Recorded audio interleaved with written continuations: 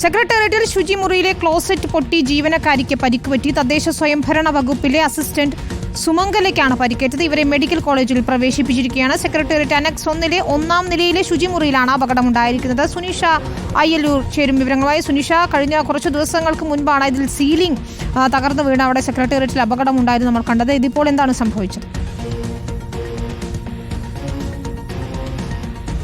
വിനീത, അതുതന്നെയാണ്. ഒരുപക്ഷെ കഴിഞ്ഞ തവണ ഈ ദർബാർ ഹാളിലെ സീലിംഗ് വീണ അഡീഷണൽ സെക്രട്ടറിക്ക് പരിക്കേറ്റിരുന്ന ഒരു സംഭവമായിരുന്നു ഉണ്ടായിരുന്നതെങ്കിൽ ഇപ്പോൾ ടോയ്ലറ്റ് പൊട്ടി ജീവനക്കാരിക്ക് പരിക്കേൽക്കുന്ന ഒരു സംഭവമാണ് ഉണ്ടായിരിക്കുന്നത്. ഈ അനക്സ് 1-ലെ 1-ാം നിലയിലെ ശുചിമുറിയിലെ ടോയ്ലറ്റാണ് ഈ പൊട്ടുന്ന സാഹചര്യം ഉണ്ടായത് എന്നതാണ് മനസ്സിലാകുന്നത്. അത് തകർന്ന് പരിക്കേൽക്കുകയായിരുന്നു എന്നതാണ്. തദ്ദേശ സ്വയംഭരണ വകുപ്പ് ജീവനക്കാരിയായിട്ടുള്ള സുമംഗലയ്ക്കാണ് പരിക്ക് പറ്റിയത്. ഉടൻ തന്നെ ആശുപത്രിയിലേക്ക് മാറ്റിയിരുന്നു. ജനറൽ ആശുപത്രിയിലേക്ക് കൊണ്ടുപോയി അവിടെ നിന്നും ഗുരുതരമായി പരിക്കേറ്റിട്ടുണ്ട് എന്നതാണ് നിലവിൽ ലഭിക്കുന്ന വിവരം. പിന്നാലെ തന്നെ മെഡിക്കൽ കോളേജ് ആശുപത്രിയിലേക്ക് റഫർ ചെയ്യുകയും ചെയ്തിരുന്നു. ഏതായാലും നിലവിൽ അവരെ സ്വകാര്യ ആശുപത്രിയിലേക്ക് പ്രവേശിപ്പിച്ചു എന്നതാണ് ഏറ്റവും പുതുതായി ലഭിക്കുന്ന വിവരങ്ങൾ. ഏതായാലും സ്ഥിതി ഗുരുതരമല്ല എങ്കിൽ പോലും നല്ല പരിക്കേറ്റിട്ടുണ്ട് എന്നത് തന്നെയാണ് ലഭിക്കുന്നത്. നിലവിൽ ആശുപത്രിയിൽ ചികിത്സയിൽ തുടരുകയാണ്.